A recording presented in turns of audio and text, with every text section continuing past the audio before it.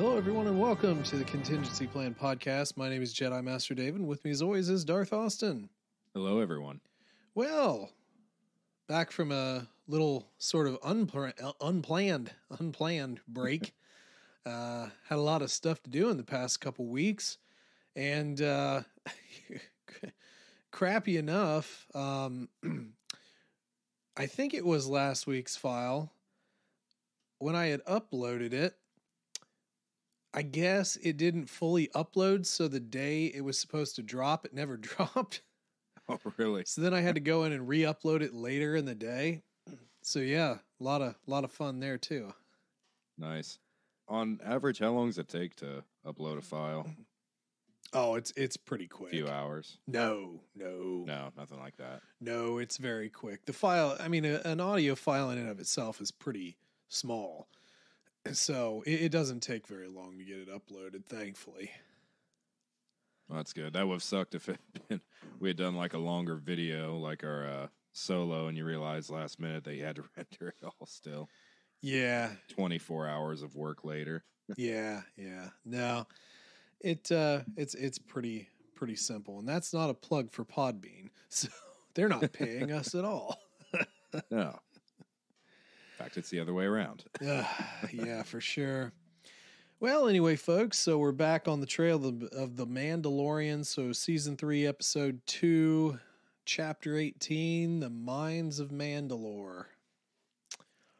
Whoa. It seems like you're getting dangerously close to skipping the How's Your Week Been section that everyone loves so much. I mean, we'll get to it. You just got to let it flow naturally. It's just got to get in there when it gets in. Yes, it always flows naturally. All right, how's your week been? Almost too naturally, and then a half hour later, we still haven't talked about Star Wars. Yeah. Okay, how's your week been? Terrible. I hate it. I don't want to talk about that. No, good. As you, as one person can see, I have a very bright new background, so we have so bright. Started them obnoxiously bright. Gotta love LEDs. They're awesome. I really need a dimmer switch. But no, we're in the process of moving, so that's why we had to skip out last week. Fun there. It's my least favorite thing, like, ever. I think I'd rather have my arm cut off than move again. I don't think anybody enjoys moving, and for the people that Unless do, you're psychotic. You're psychotic. You're sick. You're a sick individual if you just enjoy moving. The only good thing of moving is it forces you to get rid of your crap. Mm-hmm. Because the thought of moving all your crap is way worse than just paring down slowly right before you do it. Yeah, no, that's true. That's very true.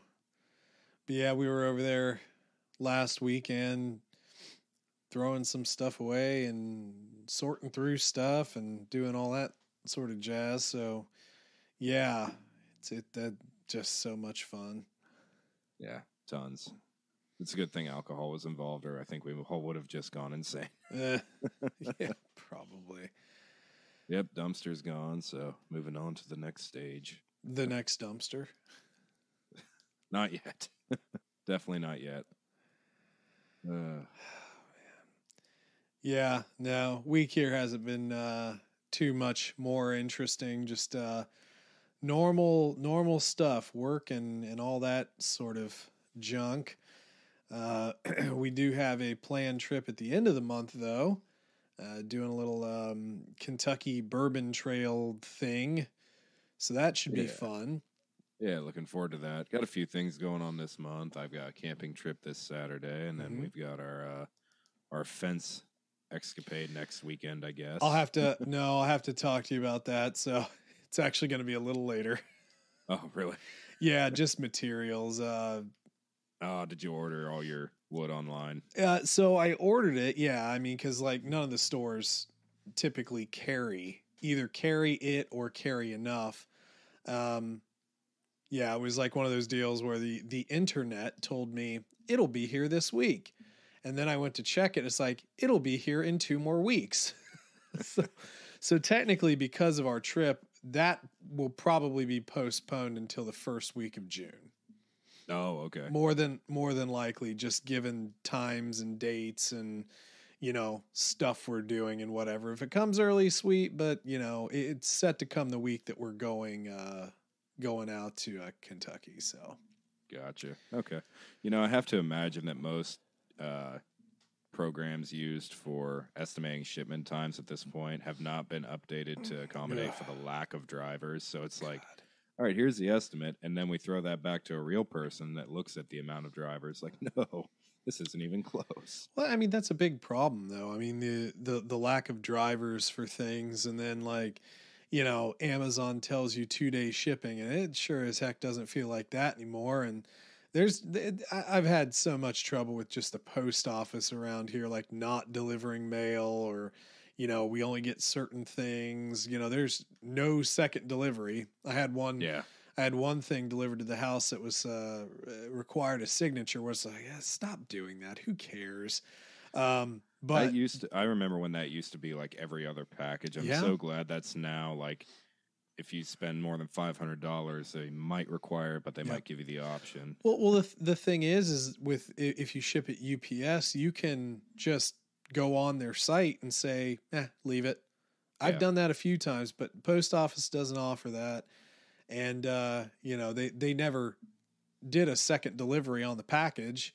They just didn't do anything. So I fortunately, I was able to go down there and pick it up. It's not too far away from me, but it's just kind of like, you said you were going to redeliver it. You never did. I shouldn't have had to have come down here, So anyway, that's the post office. It just all depends on where you're at. Some are more efficient than others. One down here sucks. It's just terrible. Yeah, I'm sure the volume's pretty crazy for the amount of drivers you have.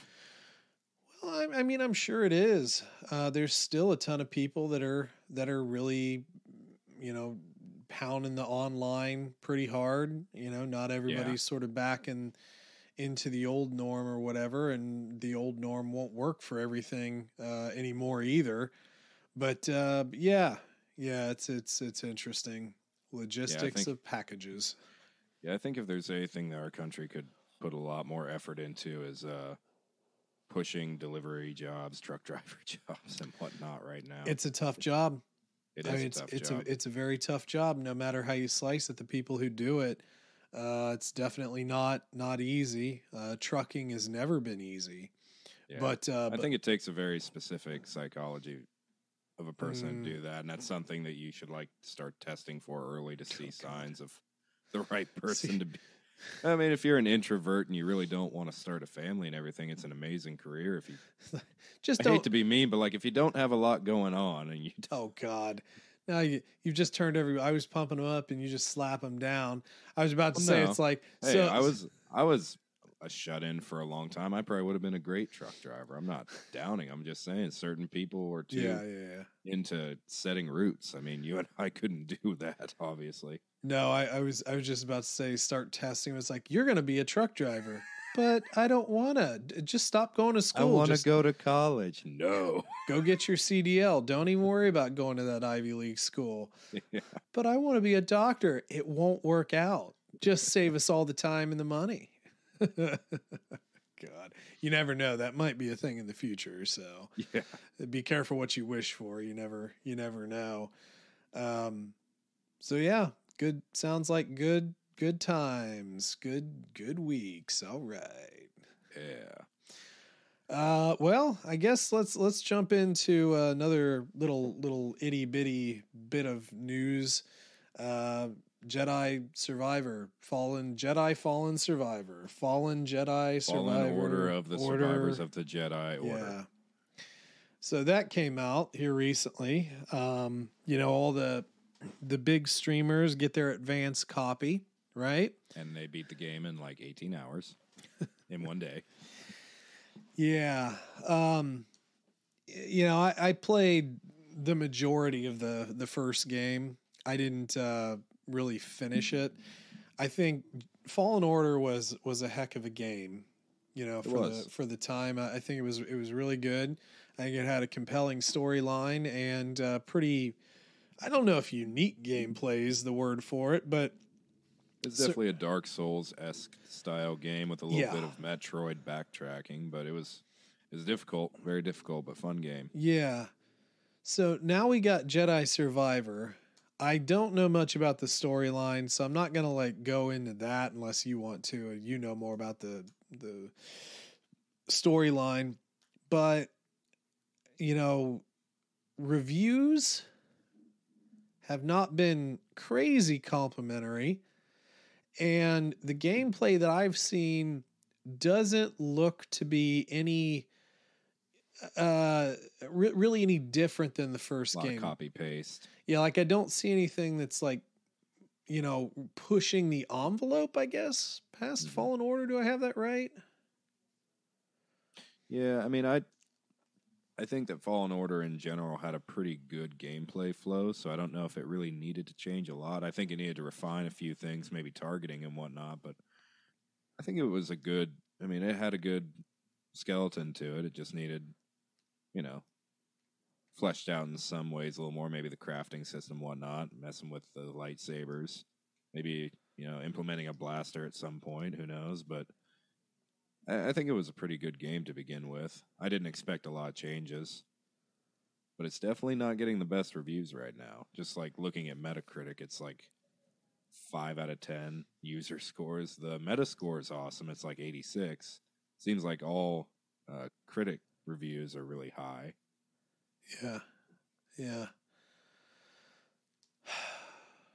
Yeah, I don't know. I don't know if the level of excitement for me was particularly as high as Fallen Order. I think that was a little bit more hype time, I suppose. But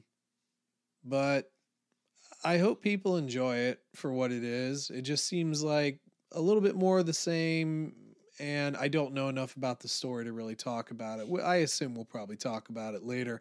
And there is a book. There is an accompanying book, which is that out already? Yeah, it's been out. I think it was like maybe like a prequel to the game, if I remember correctly. Yeah, so okay. Maybe a 5-year gap between the two, I believe. So it's probably just the bridge for that. Yes, 5 years. 5 years. Yeah. Yeah, that's definitely on my radar. That'll be my birthday gift request for my wife. Maybe early. Yeah, there you go. So, yeah. You want to get a sweet poncho? Oh, yeah, you know it. No, I just want the droid, man. That's like one of the coolest droids ever. Apparently, you can customize your beard and hair now. Oh, so it's good. Yeah, character creation. So it's gonna be like Red Dead Redemption. I just go into a salon. It's like, I like a little pompadour, and I would like to somehow extend my beard magically by 2 feet. Yeah. Yeah, man. Just a double bladed lightsaber made out of a bunch of stuff. You can go bald, big old Viking beard and a poncho. You can basically just play God of War. Can I do the lightsaber axes that used to be a meme all over the place? That'd be something. I'm just saying, I think it would be make funny it God of War. It'd be great. Yeah. Could you call your little droid boy? I would hope so. That'd be awesome. I think it'd be really funny and cheeky if they, like, in the customization for the hair, they did colors and it was just like 5 options that were all ginger. Oh, God. Just to be rude. Jeez. Yeah, I didn't really see much of that sort of stuff. I only watched a bit of gameplay off of one stream, so... Dual wielding, though, we do get that. That's a new thing. That was pretty cool. Yeah, dual wielding, single wield, and then obviously the double bladed lightsaber. Yep. But regardless, so that's the game. We'll see. I'm not quite sure if that's a buy for me, though. Games are so expensive now. It is the other thing every time. The other thing too is apparently just first time, it's like 120 gigabyte file that you have to download. It's a huge file. My goodness. It's like one of the bigger files, apparently. At least that's what I heard, to even get the game started up. That's insane. Although that is kind of par for the course. I mean, Red Dead's pushing 100. There's a lot. Well, Valhalla is big. Yep. Like, I guess the best example I'd give which is funny because it's 5 games, but like the Halo Master Chief Collection, which is 1 through 4, and then a couple of little spin-offs is like 110. But yeah, they're just so friggin' big now. well, that's annoying. The thing. It's like the disc hasn't really, it really hasn't improved much, and those things can only hold so much. Like, there's a lot of people out there who, well, back in my day, everything came on the game. It's like, yeah, but those games were also much different than the games of today. Yeah. They require you still that had memory stored on a card. It's not like it was 100% on the game. So well, right, but it was different times. But the game was all on the disc. But now, I mean, like it's surpassed the disc. Like we need another medium to disc start trekking. The disc is essentially just a access key to say that you own it. It's an access key, an ID key. Lot like a PC game. Like the old PC games, I mean, well, new PC games too, but like back in the day, I mean, hell, all that you had a downloaded file on your computer. That disc you had to put in, but it was just to access the game to make sure that you actually own the game. So it's just turning into the old computer model. It's been around for a long time. That issue, at least. I guess I never really understood why we didn't switch to a USB drive format, like a thumb drive or something, because realistically, what are those holding now? Like the small ones? I mean, some of the nicer ones you can still get in like the 100 gig range, I'm sure. So maybe. I'm not quite so sure about that. I mean, it could be. I know that there's some pretty high gig ones for sure. But then they're just going to say, well, then why the hell would we do that? Yeah. We already have internal storage on the unit, so why would we want to do that? Because then you can. But ultimately, what that boils down to is, well, we don't want you giving it to someone else for free. Yeah. Because I mean, you can only encrypt that so much. Yeah, for sure. Medium like that.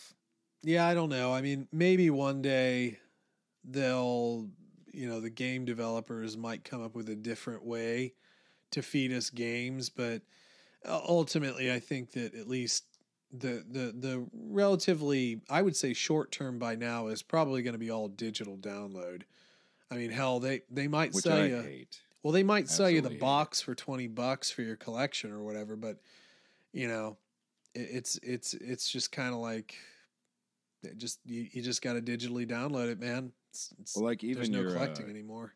Even your big bundles, like your $200 special editions that come with like figure models and everything, it gives you a code. Yep. There's no. I mean, my console I had no option. There is no disk drive whatsoever. Yep. And digital is convenient in some ways, but I don't travel a lot, so worrying about taking my discs around doesn't matter. Yeah. And we're both kind of the same with this. I like having a physical collection to display. And on top of that, like, if Xbox decides to just change their format completely, like, do I lose all my stuff? Do I still technically own it? That's tough. Mean, if they go to some different model, I just don't feel secure with that. But you could say the same thing about disc collection, because now it's not like backwards compatibility is a thing anymore, because there aren't disc drives. Yeah. And they can control pricing a lot more. Prices stay really high with digital. Yeah, but really here's the thing, though, and this has been brought up. So what's the cost of a new game? So if I were to go get this game, how much is it? $72, $73 with tax, something like that. Your console would be $60, I believe. If they're still coming out with PS4 versions. Yeah, I'm looking it up right now. What is? Oh my God! Just get. You. They don't like giving you the price right away. You son of a. You just.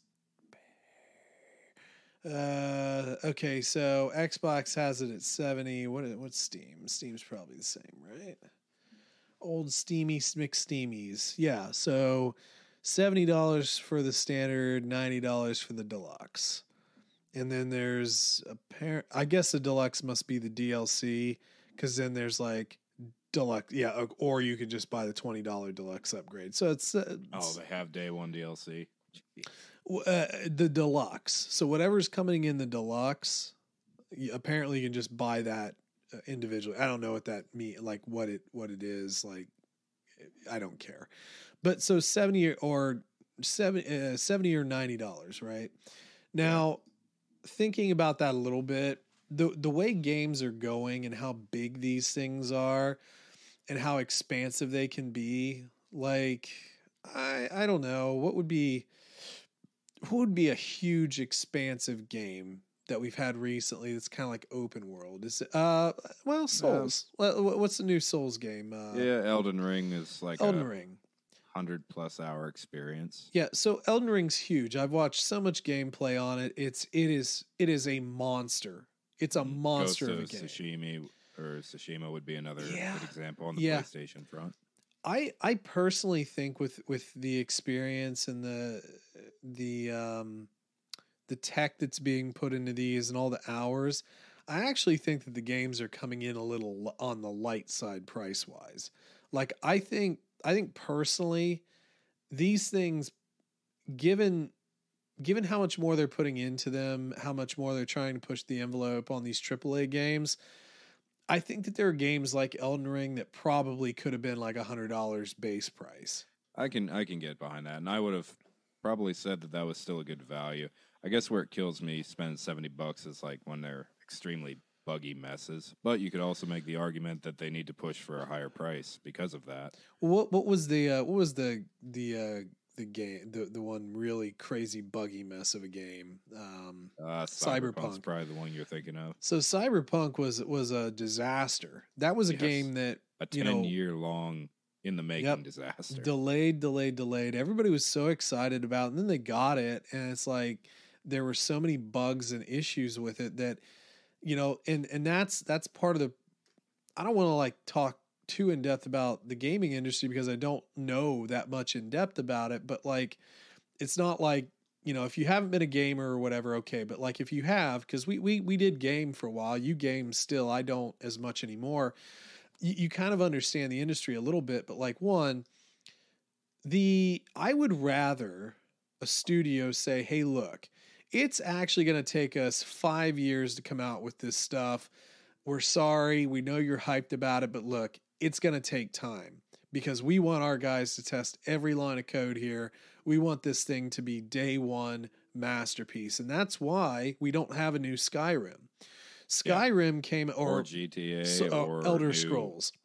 Yeah. So like Skyrim came out in 2011, right? I'm pretty sure it was 2011. Yep.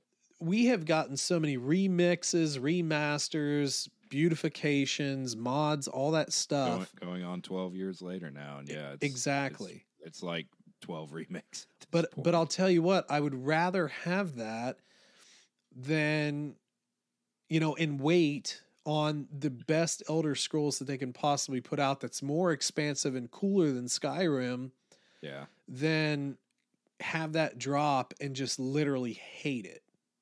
Yeah, and I think that another good example of that's more modern would probably be like Red Dead Redemption 2.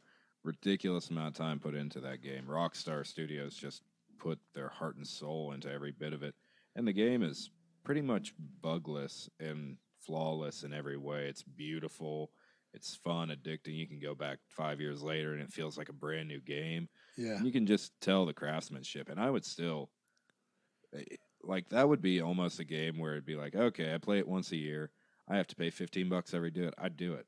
I would still pay to play it again because I think they deserve it. The thing where it gets rough with that is, and I had looked into getting into gaming, game development, going through my coding boot camp and everything. Yep. It's an extremely toxic and god awful work environment. I mean, you cannot have a family and be a game developer. It is a 90, 100-hour a week kind of job, and they own you.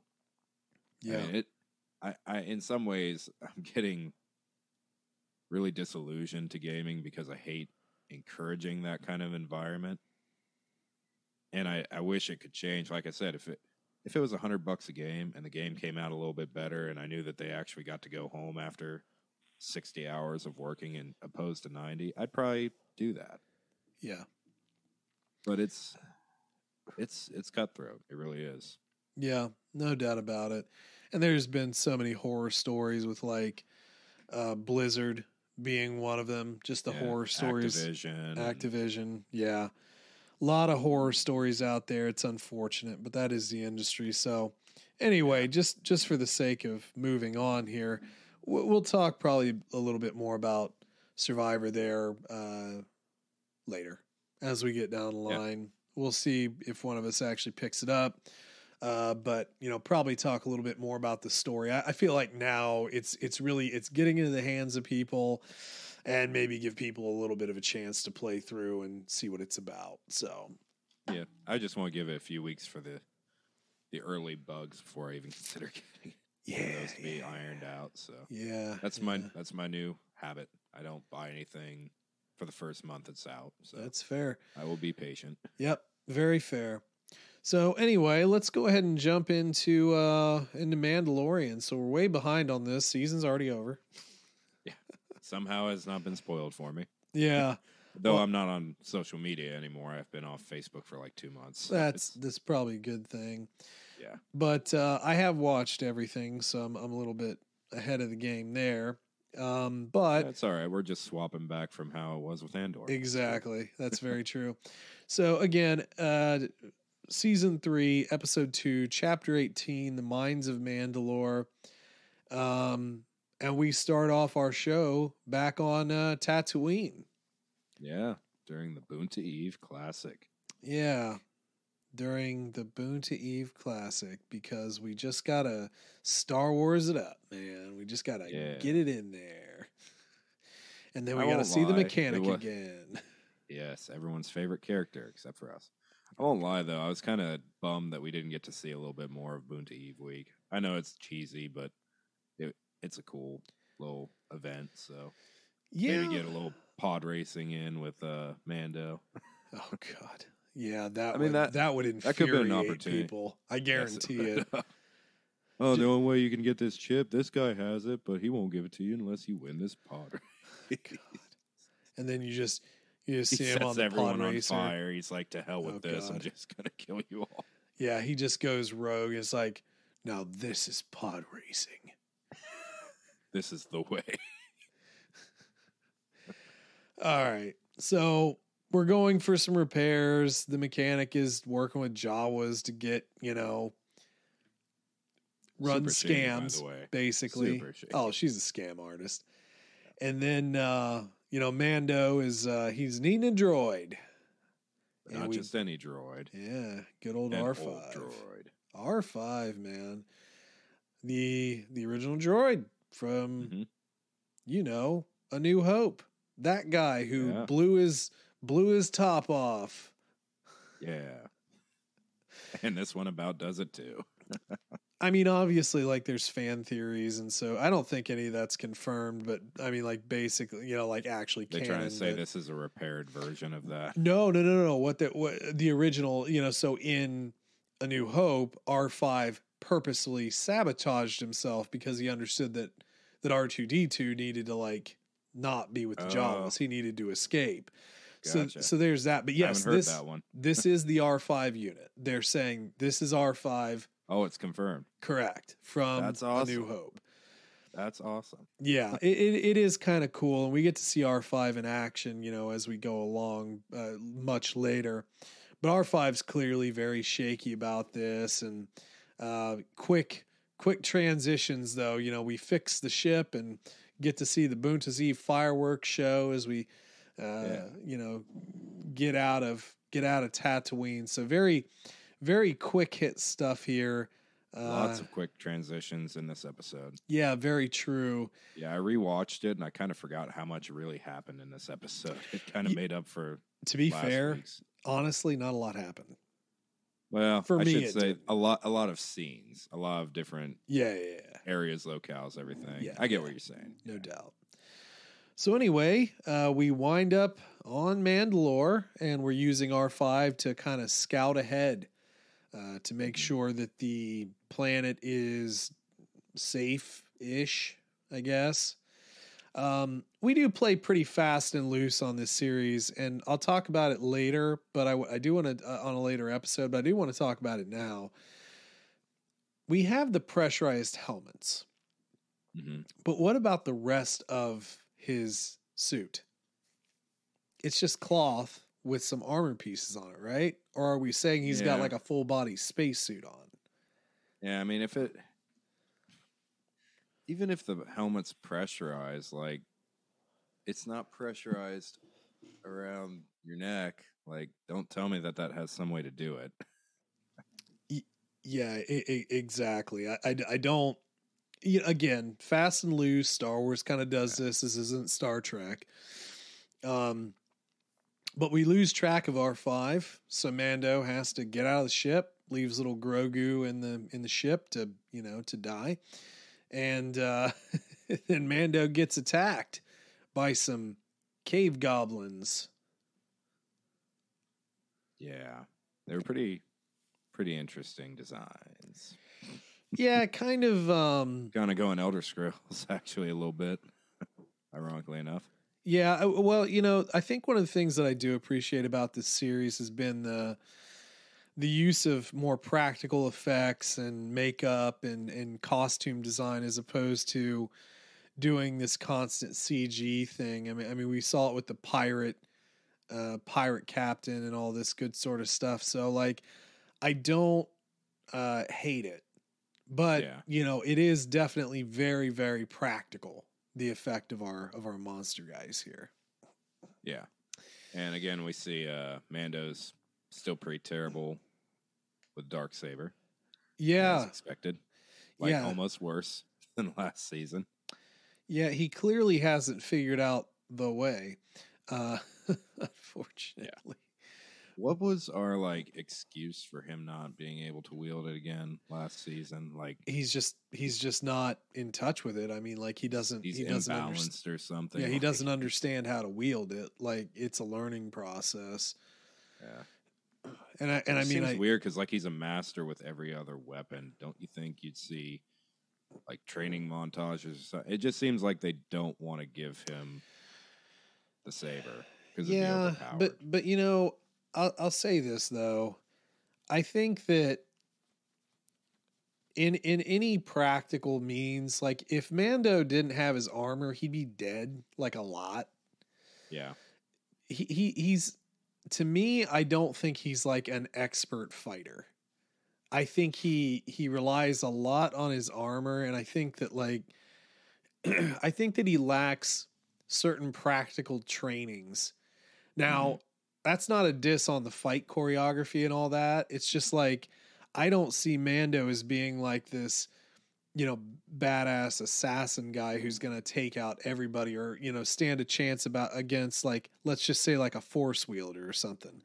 I don't think he's that advanced. If Luke Skywalker were hey, I want that sword you got there, he's done in a pass. I don't think that he stands a chance. And even when he fought Moff Gideon, he had the spear to deflect some of the saber, but I mean, even that it's a little tough. He's kind of like the 90s action hero that pulls it out in the end, or Tom Cruise in every movie, every Mission Impossible where he gets his butt kicked for a while and then kicks a guy's head off or something like that, a la Mission Impossible 2.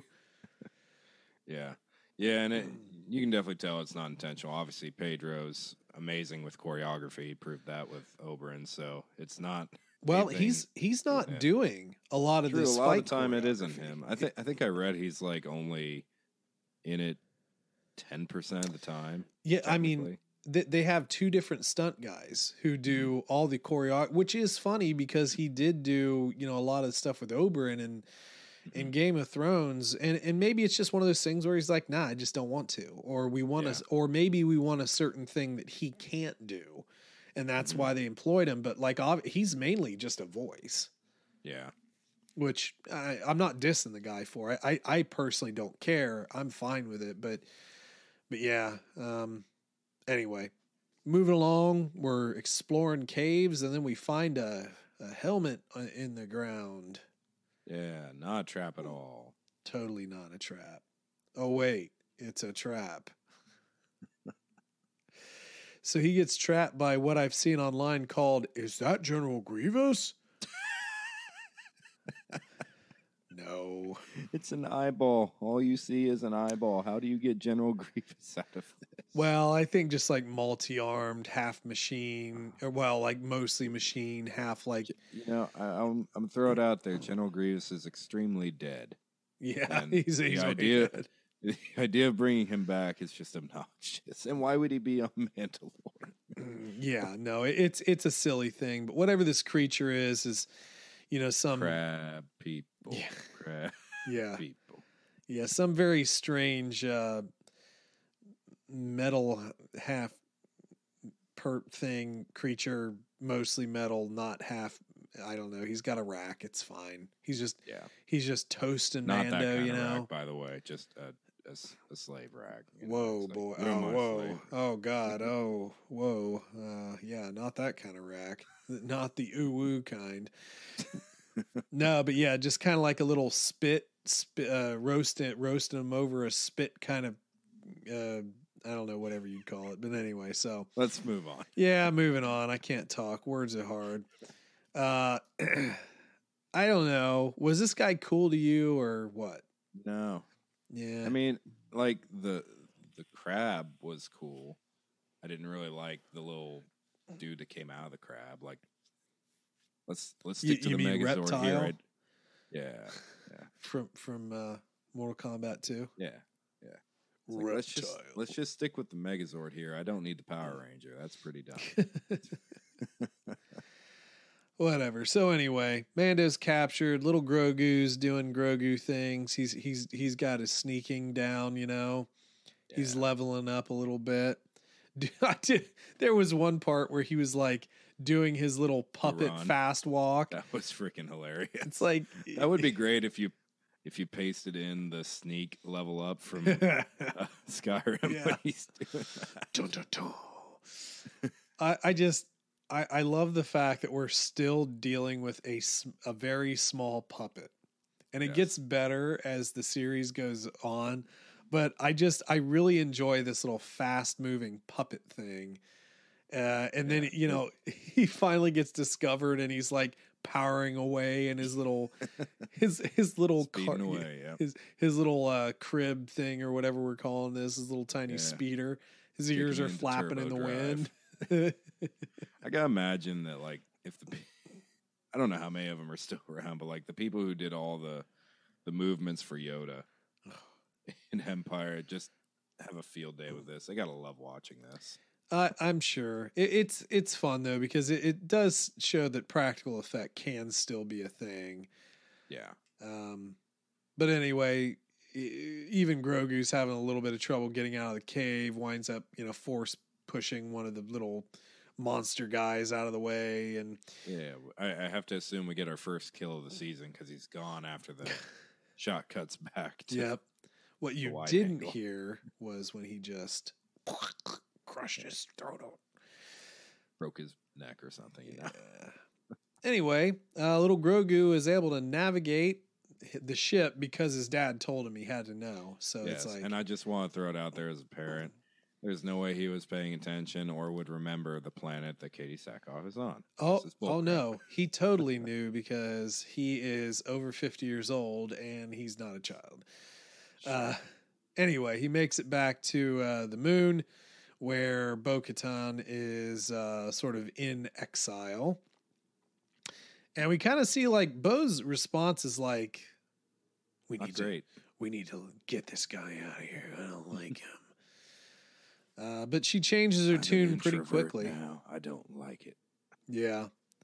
She does change her tune pretty quickly, though, when she sees just Grogu. Like, almost too quickly? Fairly quickly. It's like, oh, cute child. Yeah, let's go save your dad, I guess. Stupid idiot.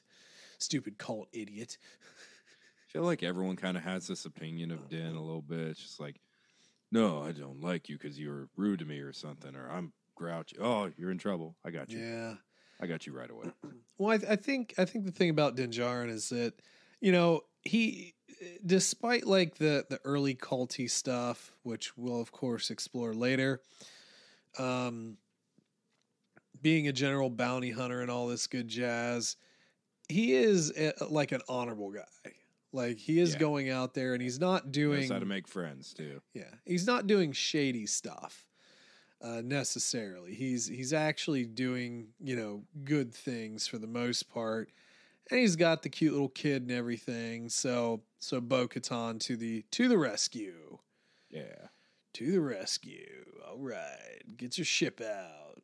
Doing ship stuff. And I don't know, like, just going back through the cave. And even like our final confrontation wasn't like a huge thing here. It's not like this was really like a big enemy. Oh, no. When I was referring to them doing a lot in this episode, it wasn't even like the fights or anything. It's just the fact that they set up a rescue scenario and actually followed through with it on the same episode, which is pretty rare for this show. That's true. Well, after episode 1 with just like weird fetch quests that never worked out. Yeah. We also, so Bo does fight off a few of the monsters and, uses her little shield deal. Terrible with her pistols, by the way, in this episode. Like, dog crap. Well, terrible. What are you going to do? Yeah, she's rusty. Aim better. That's what we're going to do. She's rusty. It's fine. She's just a little rusty. But yeah, no, she's even gets taken a little bit of, advantage by our weird, not General Grievous guy, but eventually she does pick up the Darksaber and, is able to do her thing. Yeah, and she doesn't have any trouble wielding the saber, as we already know. Yeah. But yeah, we even had to have like phase 2 boss fight as well in here. Mm-hmm. We thought we killed him, but nope, bigger boss. And then she makes sure that this little guy's donezo. Yeah, decapitation. Although it technically wouldn't be decapitation because just like knock the piece that was already decapitated off of the body. Too true. Right. Shouldn't have killed it in the process. I don't know. I would have laughed if they tried to do like a phase 3 though. You get the health bar just slowly. Resurrect. Changes colors from red to blue. There you go. Oh no, he has a shield now.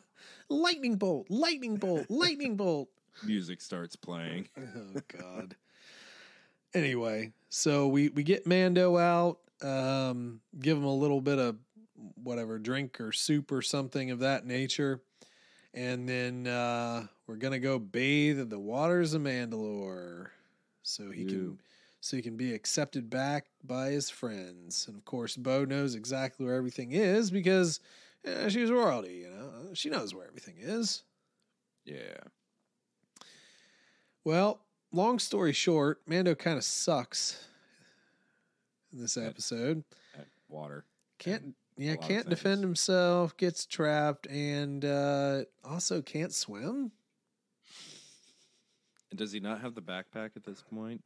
No, he took everything off. Oh, that's right. He did take it off to swim. That's right. Except his helmet. Uh-huh. Well, yeah, because that'd be kind of redundant. That'd actually be funny. It's like, oh, crap. I didn't put my helmet on before that. I'm already a sinner. Hold on. Putting the helmet on. Doing it again. I just want to look at you one last time, Bo-Katan. No, I can't.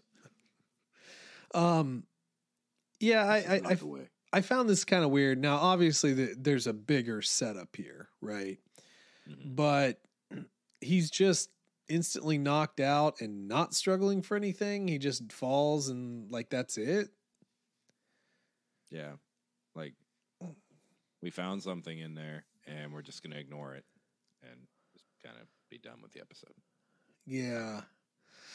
Well, the implication, of course, and we'll get further explanation. I don't think it's necessarily spoiler to say this here. There's a creature down here that looks an awful lot like a mythosaur. Mm-hmm.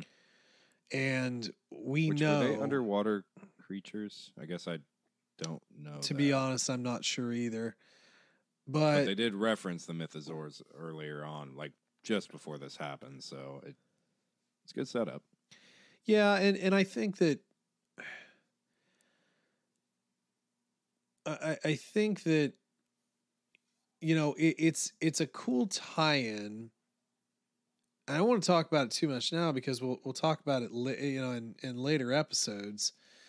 But nothing really here. But why did Mando not like? What happened with him? Why did he just have to fall? Was this all literally just a setup so Bo-Katan could see the mythosaur? Yeah, that's the other thing. Is it going to be Mando that rides it, or is it going to be Bo's? I kind of think it'd be cool if it was Bo's, personally. Yeah. She gets the Darksaber, she gets the mythosaur, and she takes over the mantle. Well, and it's very clear that we're certainly setting up Bo to be a bigger part, because like you could have just cut her out.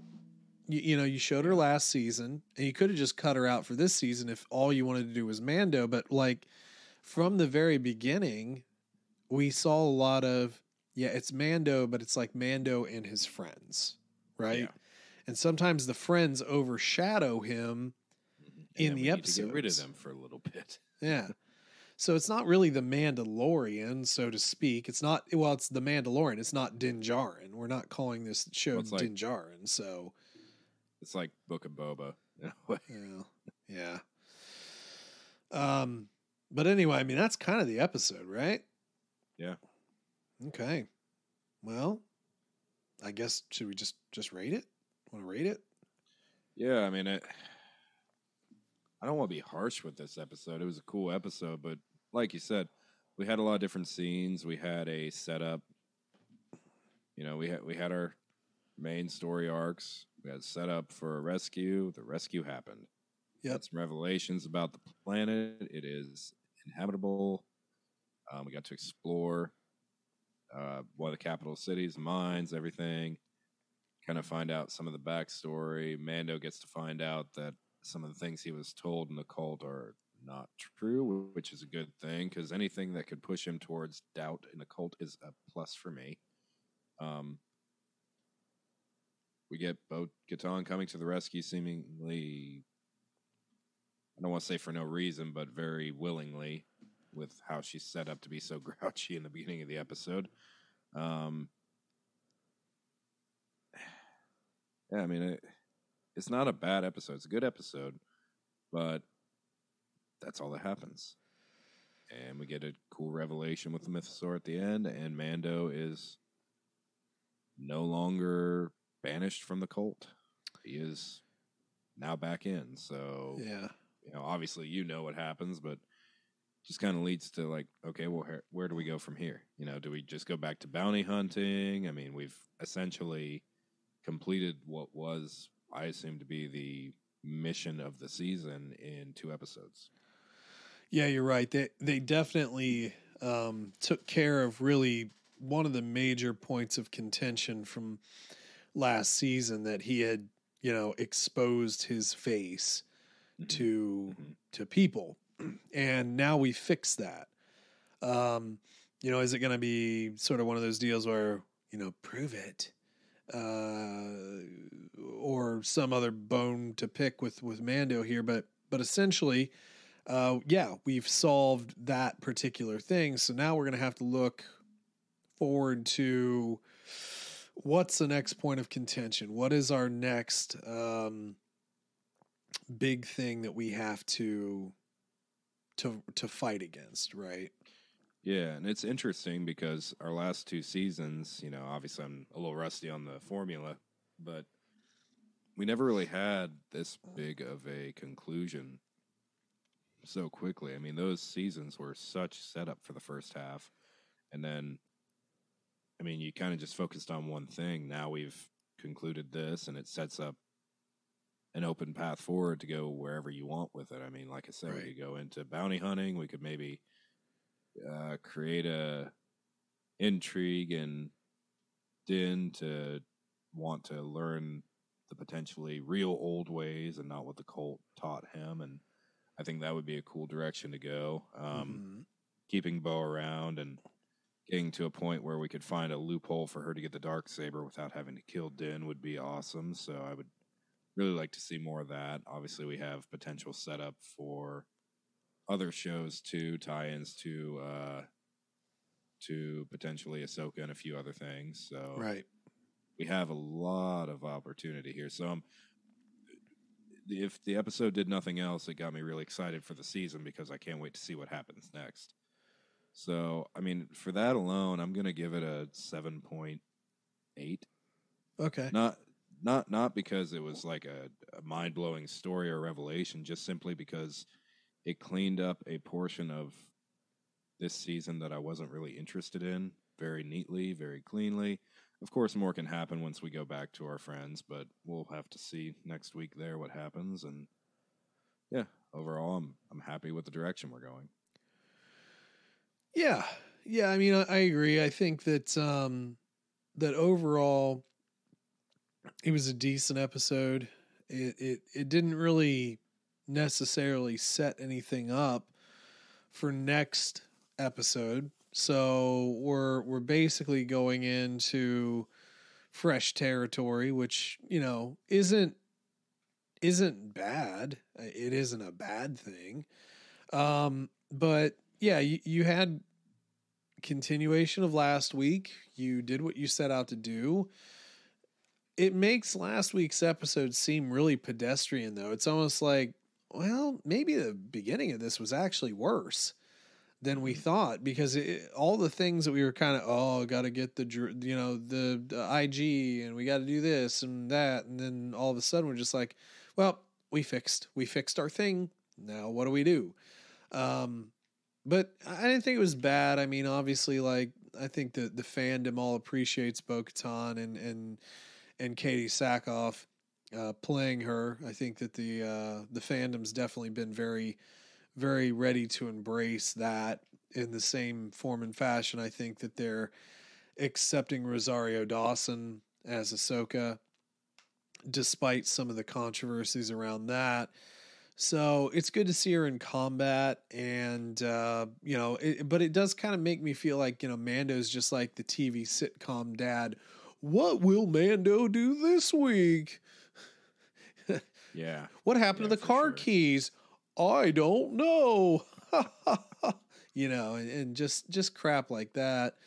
But it wasn't bad. It wasn't like the greatest episode I've ever seen. And IMDb, just over 16,000 ratings, has it at 8.3. So, pretty respectable rating. I think I'm just going to peg it at a straight 8. I think a straight 8 is okay with me. It was enjoyable. I'm just going to keep it there. It was fine. It wasn't bad. It wasn't the greatest episode out there, though. Yeah, absolutely. It probably could be a little lower, I guess, but it's fine. Technically a setup episode without it being a setup episode. Yeah, for sure. All right, man. So we've talked about Mando. Anything else we need to chat about?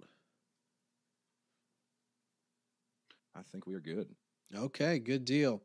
Well, folks, hopefully you enjoyed today, and I know we're a bit behind, but we will be trucking forward, trying to get everything done.